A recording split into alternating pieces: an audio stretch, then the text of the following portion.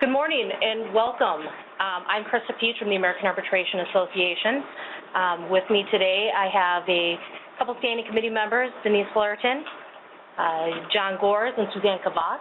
I will let them just say a little bit about themselves before we launch into the first CLE. Okay, well, I'm Denise Fullerton. I have a solo practice in Roseville, Fullerton Law, and, you know, I've just decided that I'm willing to admit that this is my 20th year doing this, and my first year on the No Fault Standing Committee, so I'm pleased to be here. My name is John Gores, my own office, Gores Law Office. I'm a solo practitioner like Denise, and I've been doing this 26 years, and I believe this is my second year. Good morning. Yeah, you're second year too, Denise. We were there at the same time. Right. Good morning, Suzanne Kavas. I've got these two beat by a couple years. I've been practicing since 1987, and from 87 to 2010, I was with Stringer and Rolliter in St. Paul, and from 2010 to the present, I've been a suburban lawyer practicing in Eagan with Luter, Gilbert, and Kavas, and my practice primarily involves insurance defense and insurance coverage. So for those of you on the phone, your lines are muted. We will open it up at the end for you to ask any questions that you may have. So our first seminar is Minnesota Rules of No-Fault Arbitration Procedure. Denise is going to present on this one. Go ahead, Denise. Okay. Well, hopefully you've grabbed the handout. I've tried to include some of the things on the PowerPoint, but everything should be in the handout. There's going to be some things that I'm going to have to gloss over or plain old skip over just because we want to keep this within an hour, and there's a few things that I want to focus on. Our intent for this seminar is to focus on rules as they pertain to you serving as an arbitrator, since our general desire is to make sure arbitrators are qualified and understanding what's happening. So obviously these rules apply as a practitioner as well, but I'll be focusing on it from the perspective of an arbitrator. And so just keeping in mind Rule 1, the purpose of the system is to promote orderly and efficient administration of justice in the state. That rule also just notifies people that there's a standing committee of 12 members, 3 of us sitting here with you today, and day-to-day administration is by the American Arbitration Association. Rule 2, you apply to become an arbitrator through an application submitted to the American Arbitration Association. That application is then reviewed by the Standing Committee for temporary approval, and then those temporary approvals are eventually submitted to the Supreme Court for formal approval. Rule 6 is jurisdiction. Jurisdiction for mandatory arbitration. All claims in the amount of $10,000 or less are subject to mandatory arbitration. Parties can agree to submit it to arbitration if they want to, even if the claim exceeds $10,000. That would be by mutual consent. But anything that is filed at $10,000 or less is mandatory arbitration. That is established as of the date of filing. Any amendments that are made after the date of filing that reflect back, so claims that were incurred prior to the date of filing, would have to be included in that $10,000 cap. Claimants would have to waive down any claims that exceed the $10,000 if they want to stay within arbitration, either at the time of filing or any amendments that then throw it over the $10,000. Rule 10 is a little bit more involved for us today. That involves the qualifications of arbitrators and disclosures by arbitrators. So in order to become an arbitrator, there are a number of qualifications that you must meet. You must be a licensed attorney in Minnesota or a retired attorney or judge in good standing. You must have had at least 5 years of practice in Minnesota. At least a third of your practice must be in the area of auto insurance, or if you're not actively representing parties, at least a third of your ADR practice with motor vehicle claims or no-fault matters. You must have completed an arbitrator training program, which is offered by the AAA after your application has been approved. And you must have at least 3 CLE hours no-fault issues each year, such as this. And that's every year, so that's different than the reporting requirement for your license, which is looked at over a 3-year period.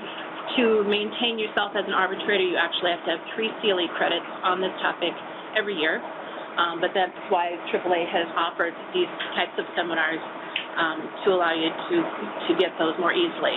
And you do have to recertify each year to confirm that all of these things still hold true. As for disclosures, once you have made it through a strike list and you've been selected and invited to serve as an arbitrator, you're asked to sign an oath and certify that you don't have any conflicts that would prevent you from serving. So there are certain disclosures. First off, though, you shouldn't serve as an arbitrator in a case where you have a financial or personal conflict of interest. That's, frankly, in my opinion, different than a disclosure. If you have a personal or financial conflict of interest, you should consider declining that case, or it is likely to be challenged due to that conflict.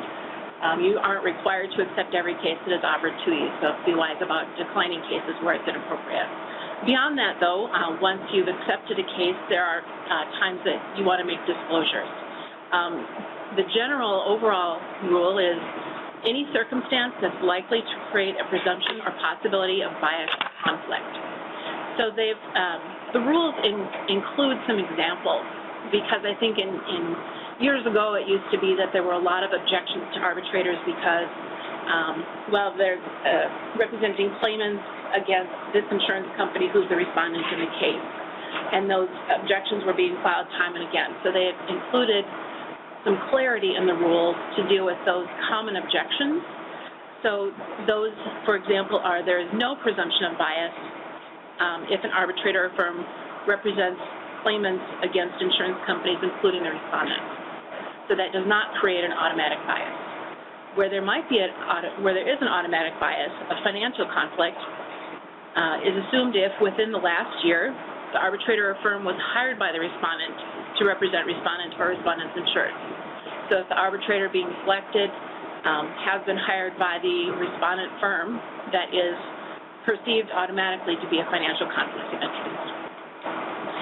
Likewise, it is financial conflict if the arbitrator or firm has received referrals within the last year from essentially a provider whose bills are in dispute. So if, for instance, a claimant firm is receiving referrals from the chiropractic clinic that is at issue in the arbitration that's been filed, and they receive referrals within the past year from that clinic, that is automatically perceived to be a financial conflict of interest. At any point, if you are questioning yourself, should I disclose this? Is this a financial or personal conflict of interest? I would say favor disclosure. It's better to put it out there than to have it come back later and have a party feel like they didn't have the opportunity to consider whether that affected their representation of their client. Rule 12 addresses discovery. And discovery is encouraged to be informal. There's automatically some things that should be exchanged between the parties. As an arbitrator, what you should be aware of is that if a party requests of you to order something beyond what the rules automatically suggest be exchanged, you have some authority to make determinations on whether that should be allowed or not. The guideline is if application and good cause is shown, you may permit additional discovery allowed under the Minnesota Rules of Civil Procedure. There are some sample orders on AAA's website that deal with addressing motions that request an IME or an examination under oath, authorizations, a motion for dismissal, or a request for a postponement. So there are sample orders available on AAA. You're not required to use those, but they are available for your use.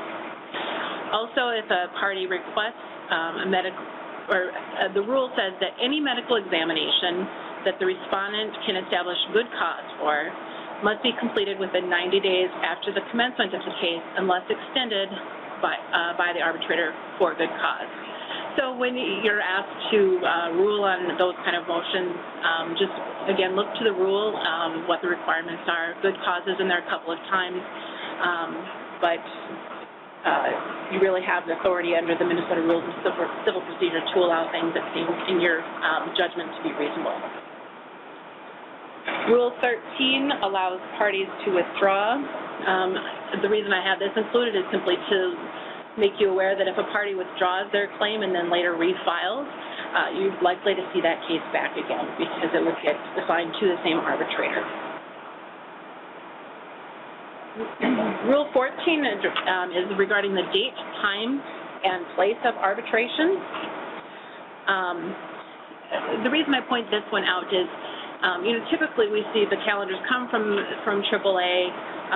The hearing is often venued in the arbitrator's office, but it is up to the arbitrator to choose the place. If you don't want to hold it in your office, you can choose that it be held in a different location.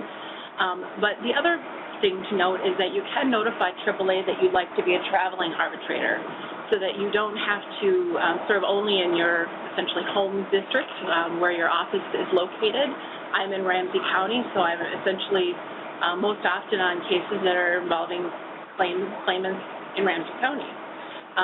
But you can request to serve the greater Minnesota area, which actually is always in need because there aren't as many people available to serve outside of the metro area. So if you want to be a traveling arbitrator, you can notify AAA that you're interested in doing that. Where this rule comes into play then is if the claimant resides within 50 miles of your office, you can choose to hold the hearing in your office.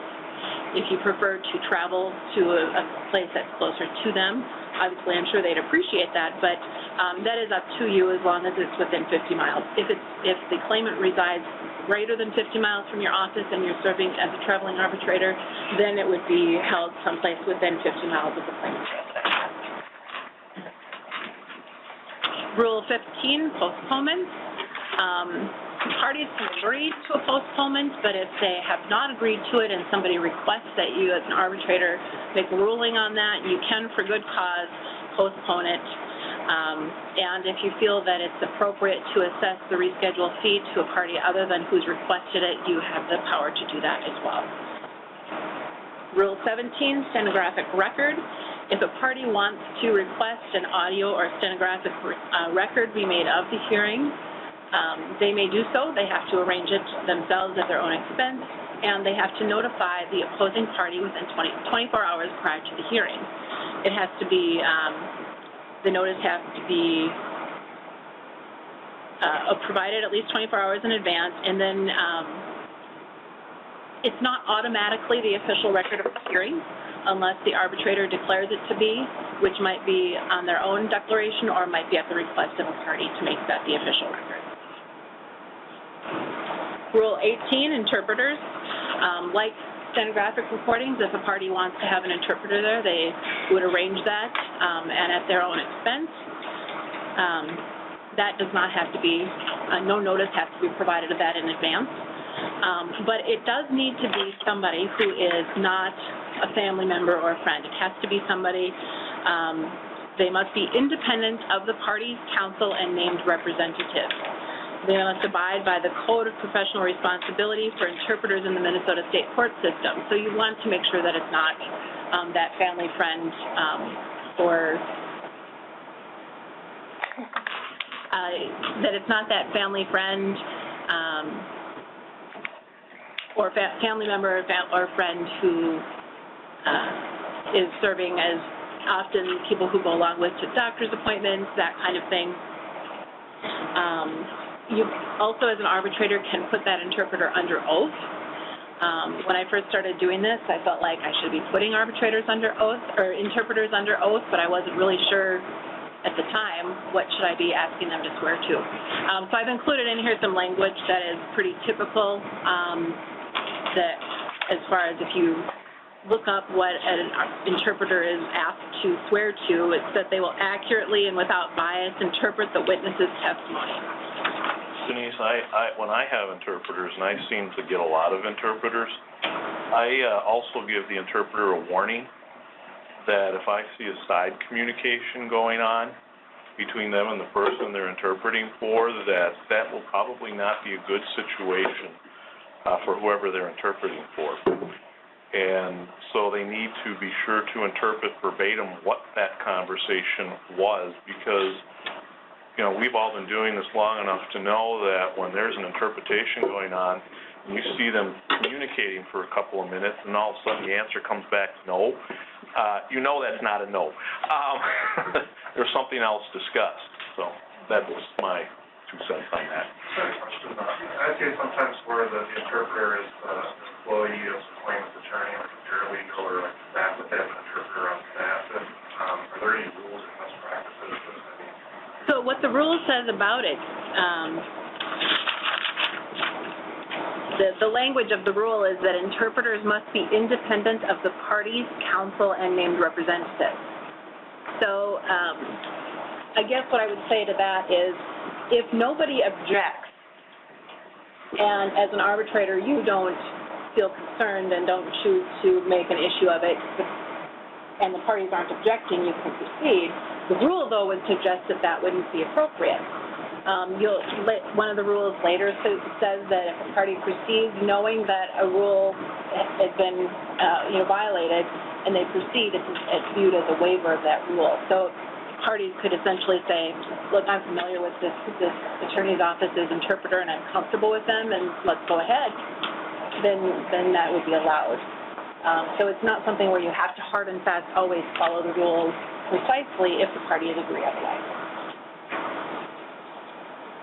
Would this be easier for me to have translators?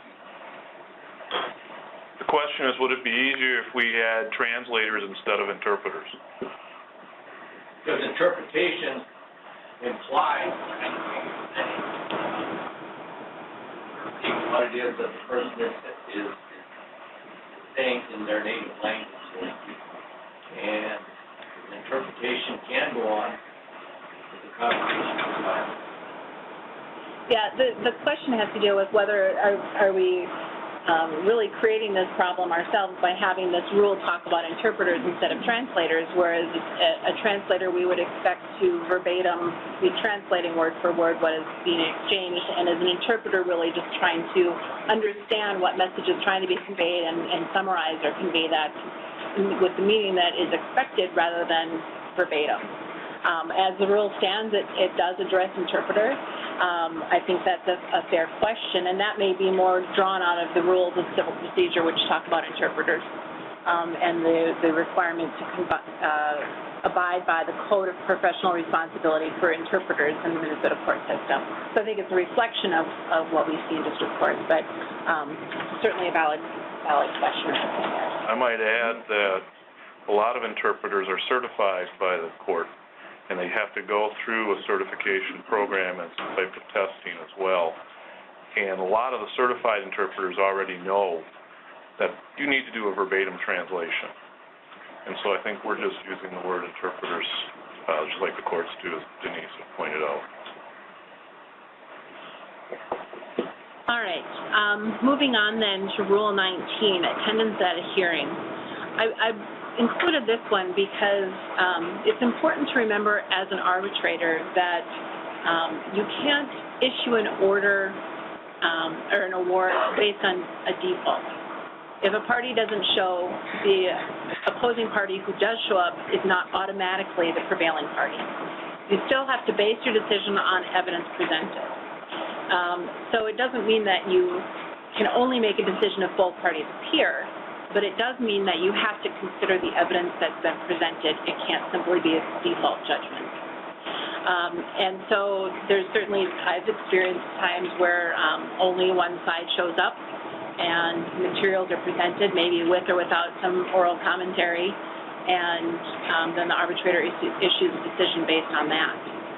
But as an arbitrator, make sure that you're actually considering the evidence. That's part of the code of conduct for arbitrators as well, is that any decision you render must be based on evidence submitted.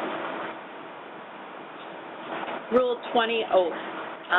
Addressed this briefly earlier, but when you're assigned as an arbitrator, you are required to sign an oath. That's where those disclosures would be included, but also verifying that those presumptive conflicts don't apply, disclosing anything that might be viewed as a bias, and then affirming that you will accept the appointment and that you'll abide by the rules of fairness and so forth. Also, Rule 20 under oath is that you may require a witness to testify under oath or affirmation. Note that it doesn't require you to. I think many arbitrators make it a practice of swearing in witnesses. I think many practitioners prefer that the witnesses be sworn in, but it is not required in this informal proceeding. As an arbitrator, you can choose to do it on your own, or if a party requests it, absolutely you should do it. Don't decline a request such as that. And again, that's the same time that you can include the interpreter's oath. Yes, a question? The question is this, the language of you may require an oath, is this something new?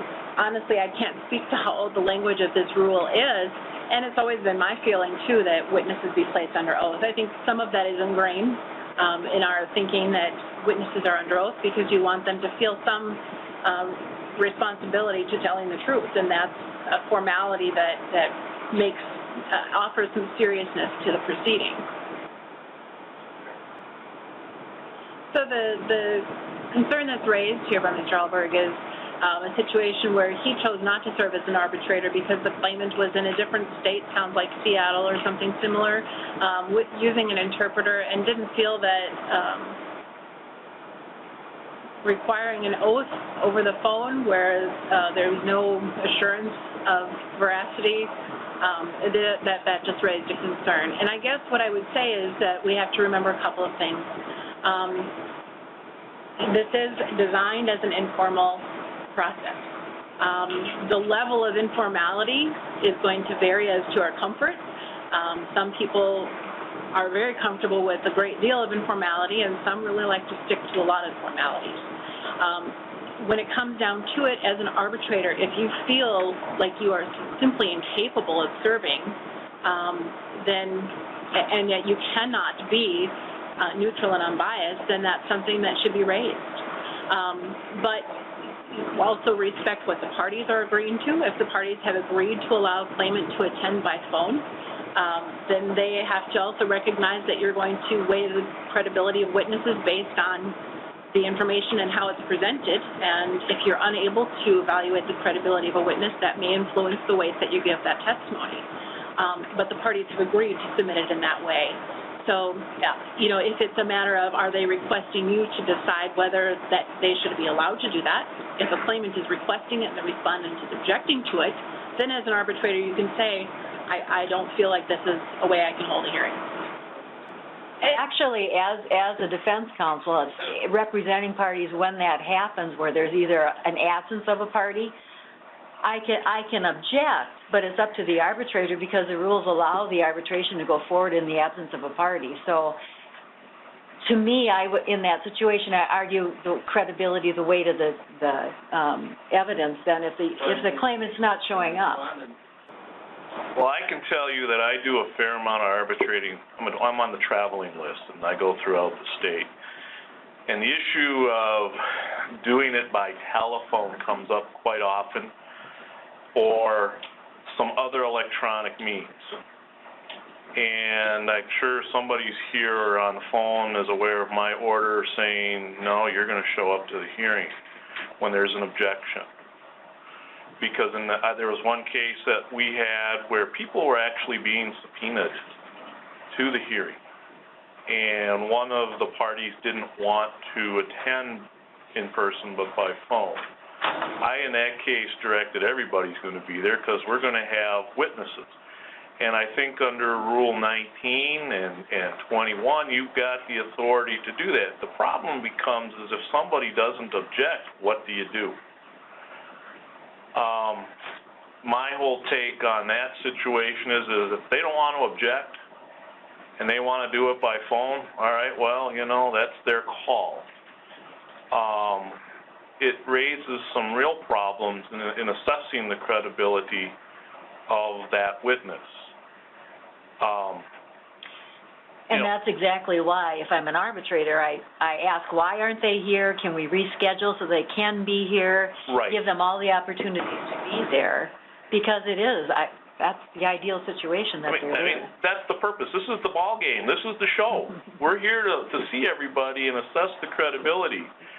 And in the situation, Mr. Alberg, that you're talking about, we've got someone in Seattle, maybe the interpreter's in Texas, I don't know. You know, you don't know what the interaction is. And the comment, what part of this is a hearing? Right.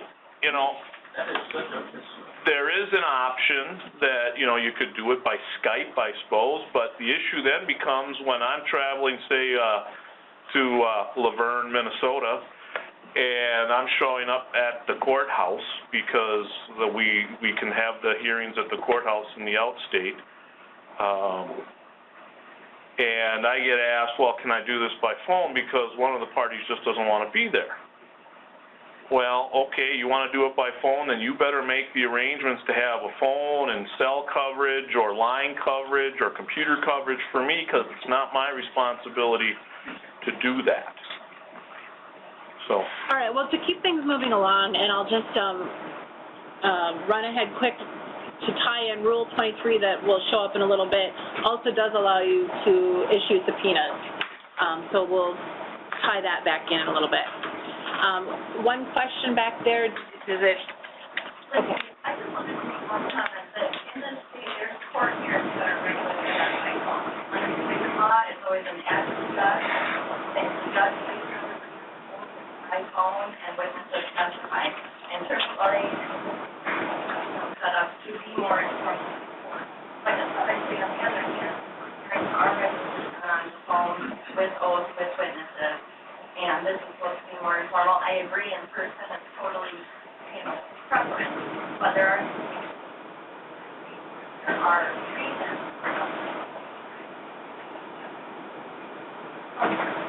And just a quick summary for those on the phone. A comment was made that there are many proceedings, unemployment, Social Security, that are where hearings are conducted by phone, and especially with AAA being a more informal setting, it's not inappropriate, essentially, for those hearings to be held with a witness attending by phone. It really is, I think, a matter of preference and weight of the evidence. All right, so Rule 21. This sets out a number of details, including the order of proceedings and communication with the arbitrator. So dealing first, one of the first things in that rule is a record of hearing. As an arbitrator, you've probably received two form templates from the AAA when you're serving as an arbitrator. One is the award checklist or the award form, and the other is the record.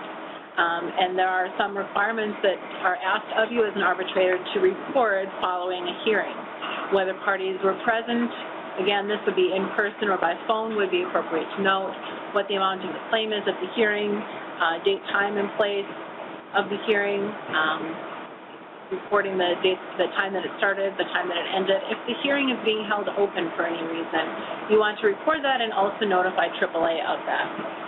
You'll also note the appearance of not only parties and the representatives, but also other witnesses, court reporters, interpreters, and the like. And also, it does in the rules say that you should include a description of exhibits, although that's not a line item on the record form that is sent by AAA. But if you're paying attention to that rule, you might also throw that in as well.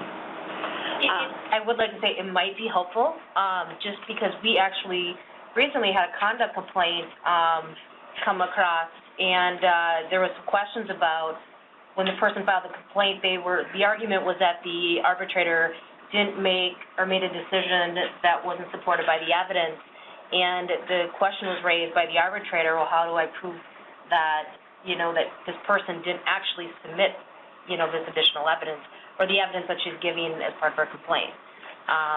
So it might be helpful to have a description of the evidence, and it's something we can certainly consider with the record of hearing in the future. So also part of that rule, order of proceedings. Many of us are accustomed to this, but generally the order is that either party may make an opening statement. I know a lot of parties or a lot of representatives waive those, but it should not be presumed by the arbitrator that they're going to be waived. As an arbitrator, you should allow any party to make an opening statement if they want to. You can certainly make it known what you've had an opportunity to review so that they don't feel like they have to educate you if you've reviewed materials, but if they want to make an opening statement, you should allow that. The claimant then presents their evidence in support. The respondent then presents their evidence to support their defense. Witnesses submit to questions and examination. Of course, that doesn't have to be just the claimant and can include other witnesses as well. And then exhibits, when offered by either party, may be received into evidence by the arbitrator. One line that I think is important to remember is the arbitrator shall afford a full and equal opportunity to all parties for the presentation of any material and relevant evidence. If a party wants to present the evidence, make sure you let them do that.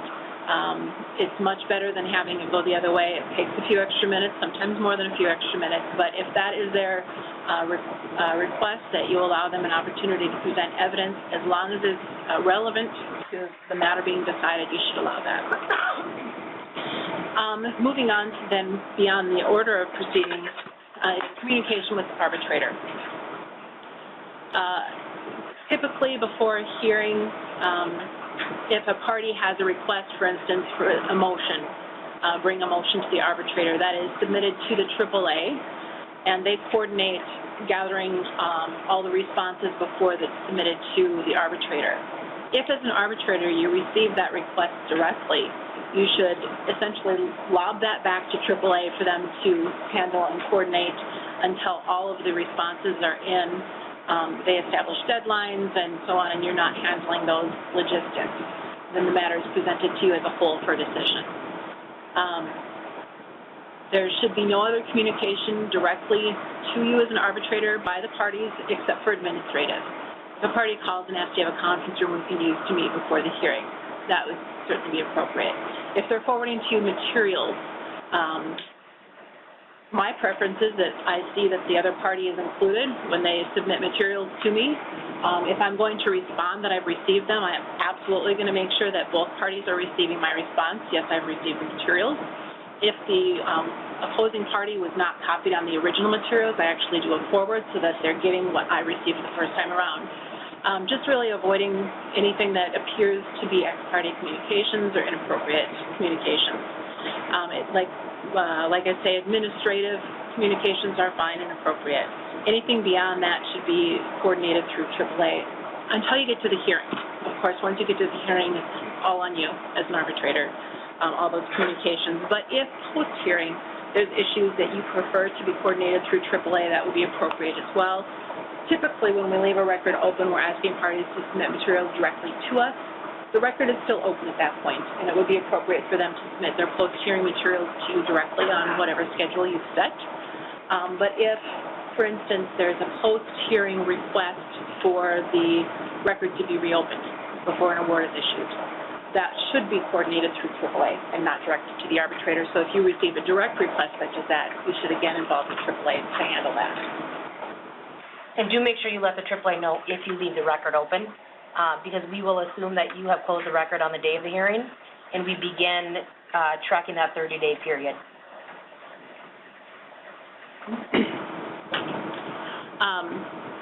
Any pre-hearing exhibits are supposed to be can be sent directly to the arbitrator, should be sent in the same manner and at the same time to the arbitrator as well as opposing counsel, so that it's not just the arbitrator receiving those materials ahead of time.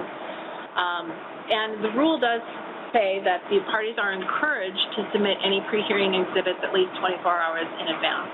It's not a requirement. You can also designate the manner in which you prefer to receive your materials.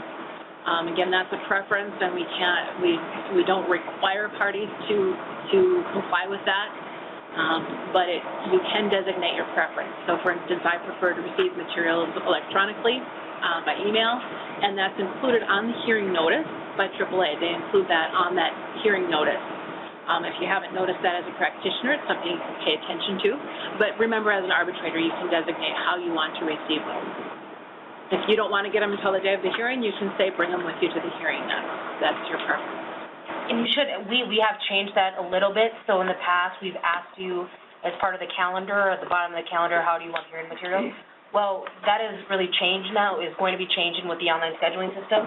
We have, we're capturing it now on essentially your account level, as an arbitrator account level, and we store that information. So if you do want to change your preferences, you just got to let us know, the AAA know, and we'll update your preferences on your account. If the materials are not provided to the opposing party the 24 hours, at least 24 hours prior to the hearing, for instance, if they're presented at the time of the hearing in particular, the party receiving those materials with little advance opportunity to review them can ask you as an arbitrator, look, this is so short notice, there's so much here, I really can't prepare a proper defense or whatnot if I haven't had an opportunity to review these, can we reconvene? That is a request that a party can make, and it's up to you as an arbitrator on whether that seems most appropriate. You could hold the record open and conduct the hearing, and then keep the record open either for additional documents or post-hearing briefing. But you have the discretion to decide what is most appropriate to respond to that. Essentially, you want to make sure that the parties have the opportunity to put their case on. What's the most appropriate way to handle that? Rule 22. I already talked about that. So what did I talk about before? Well, arbitration in the absence of a party representative, can't deny it based on party's non-attendance. Again, the award has to be based on evidence presented. Rule 23, touched on just earlier a little bit when we were talking about putting witnesses under oath. You do have the power as an arbitrator to issue subpoenas. I personally haven't seen a whole lot of this, but I know some of us have seen quite a bit of this request for subpoenas. You do have the authority to do that. There are samples on the AAA website. I have included the web address on the note there for Rule 23. That give you some different subpoena options. One is for attendance and one is including document production. And then essentially looking to the rules, the district court rules on enforcement, how those are enforced in the same manner as they are in district court, and then fees are also supposed to be paid based on those district court rules as well. Rule 24, evidence. The parties can offer evidence that they want to. And as an arbitrator, if you identify that there's some additional evidence that you think is important to you as an arbitrator in rendering your decision, you can ask that the parties produce that. It was actually just an arbitrator earlier this week where they were talking about records from a particular provider that seemed quite relevant to me. And when I asked about it, they quickly volunteered to obtain those records and supply them. But I felt like without those records that I couldn't make a fair judgment. And I made that known to the parties, and they agreed to that. As an arbitrator, you have the power to ask for those additional pieces of evidence if you feel they're important to you making your decision.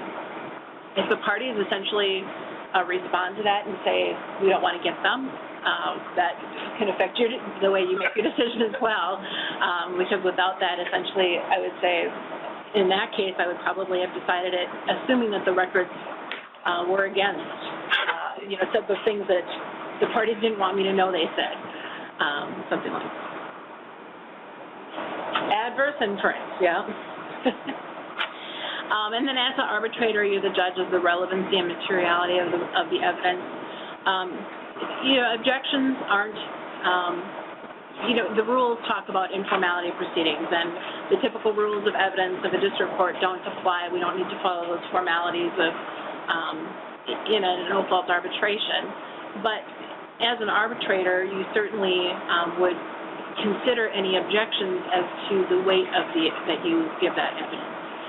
Not so much that you would refuse to accept exhibits, but you would factor that into the weight of those evidence.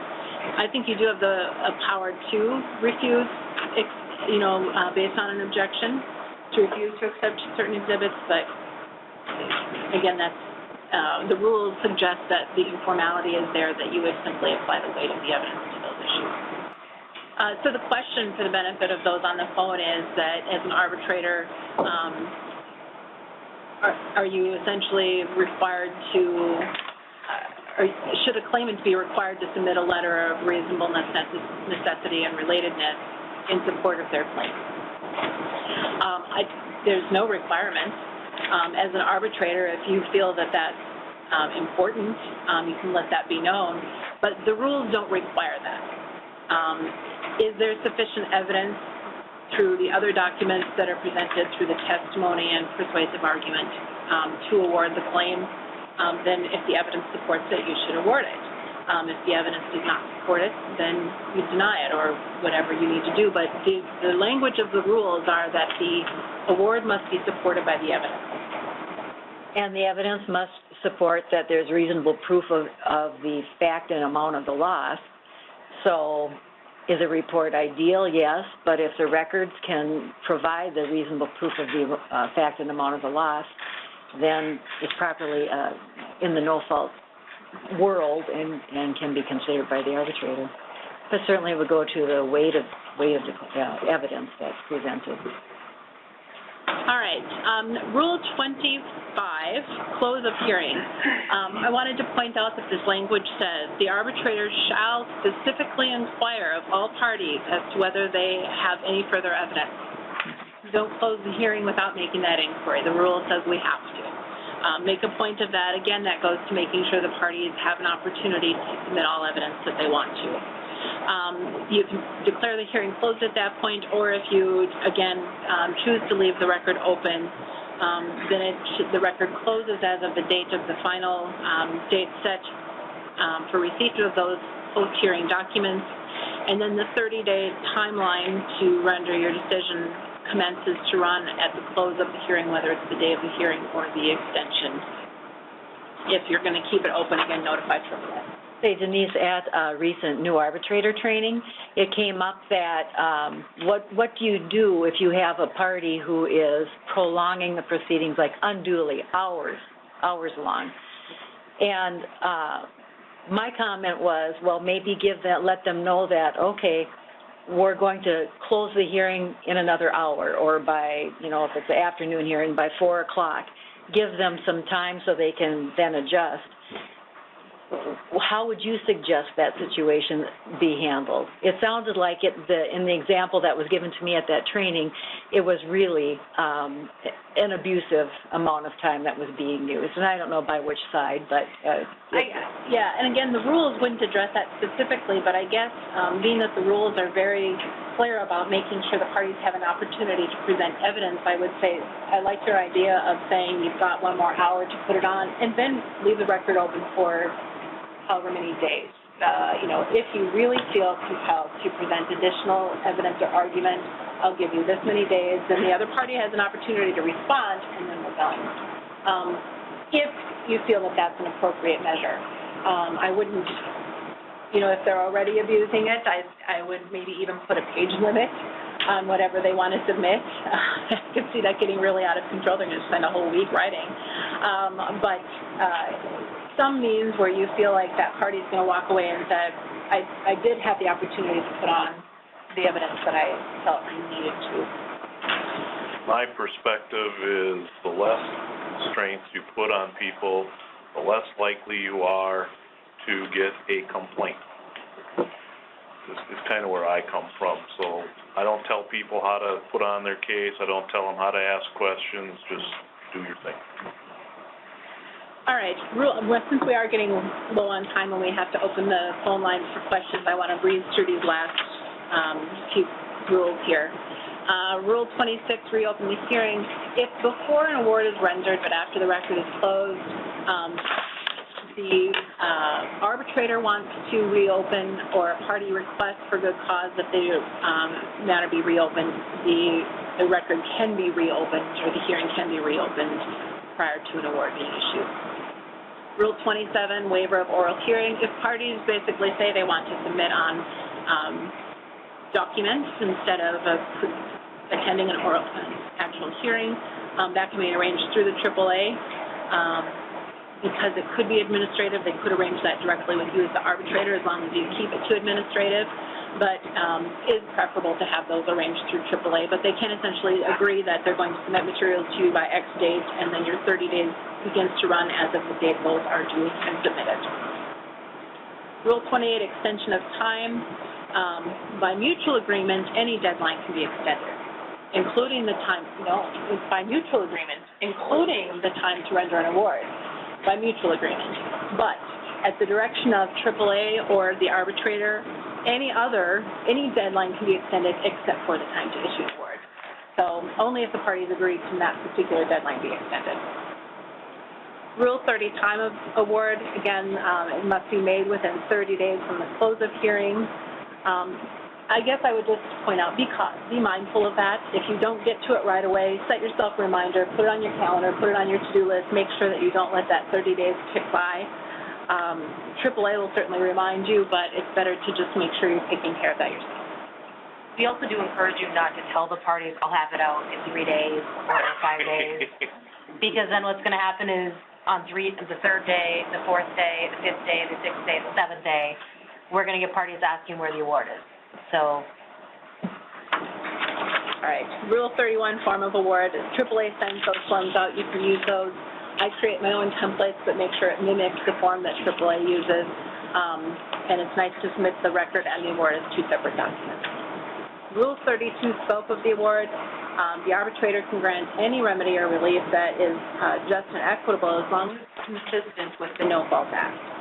You can award fees, arbitration expenses, other expenses, not attorney's fees, but you can include award expenses otherwise. And given the informal nature of arbitration proceedings, the no-fault award shall not be the basis for a claim of estoppel or waiver. And I'm going to jump ahead to Rule 37 briefly, which is that an arbitrator cannot be made a witness, also dealing with informality. An arbitrator cannot be made a witness in a district court matter on the same issue, and an arbitrator is not liable for any act or omission in connection with the arbitration. Rule 34, waiver of rules, I did touch on already a little bit, that if a party who proceeds after knowing that a provision of the rule has been not been complied with, and they don't state an objection. Actually, it says in writing.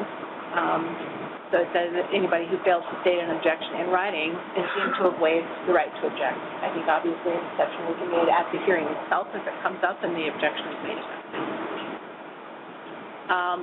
Rule 35, the arbitrator shall interpret the rules as they relate to the powers and duties. All other rules are interpreted by AAA.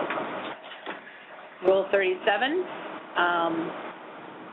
the only thing I didn't touch on there is that a district court proceeding filed on the same matter doesn't waive a party's right to arbitrate. So even if a district court claim is pending, you can continue to hold that arbitration hearing.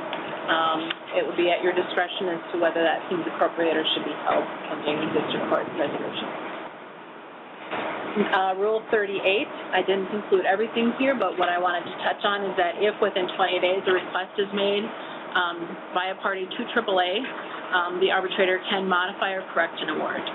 If there is evident mathematical miscalculation, if the award is imperfect in form but doesn't change the merits of the decision, if the arbitrator has not made a final and definite award upon a claim, so if a particular request was simply not addressed, or to clarify the award. There was a situation last year that was brought to the committee's attention about an arbitrator wanting to make a correction to award sua sponte after he had signed the award and sent it out. We did discuss that, and within the time frames, if you catch a mistake on your own award form within the time frames under 572B and Rule 38, you can make that change. And then just to wrap up before we open for other questions, Rule 39, just be knowledgeable because you have the ability to award filing fees. If the filing fee for a claimant is $40 and the initial fee per respondent is $150. And finally, Rule 42 expenses, that each party should pay its own expenses, but the arbitrator does have the discretion to direct another party to reimburse those. And we'll open up, we've got a few minutes left for any questions. Cindy, do you want to open up the phone lines? Yeah, maybe just a minute, I'll get the lines opened.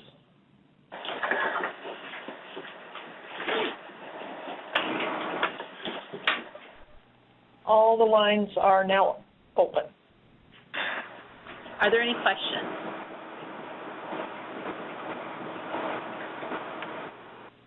Cindy, were there any comments or questions by chat? There was one, and that was, if I, as the arbitrator, had to postpone the hearing due to a calendar conflict and the hearing is delayed 2 months, how should interest be calculated for the time of the delay?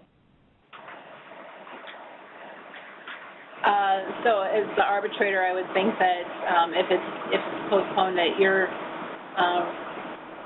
request, Suzanne looks like she has a response. Yeah, it's a tough one. Yeah. Because should the respondent have to pay? Should the claimant be out the 2 months? I would say it continues to run until the hearing takes place.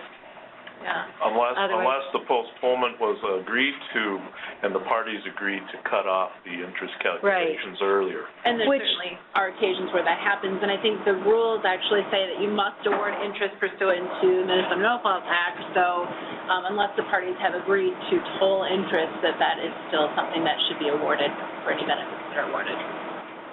Right. That kind of goes back to some of the discussion earlier about the proceeding in the absence of a party. When I'm representing a party, I usually do not object. If it's a young child who is in school, I'd hate to see a child be taken out of school as long as there's a parent there to testify and the records are adequate. That's a tougher call if they're young and they don't have any appreciation of the proceedings. I would not, as an arbitrator, require the attendance of the child in that situation. I don't know how you all... Yeah, I guess I would say that, and for those on the phone, the question was, as an arbitrator, what's our feelings on attendance of children and what factors to consider there? I would say that the rules don't require a party to attend.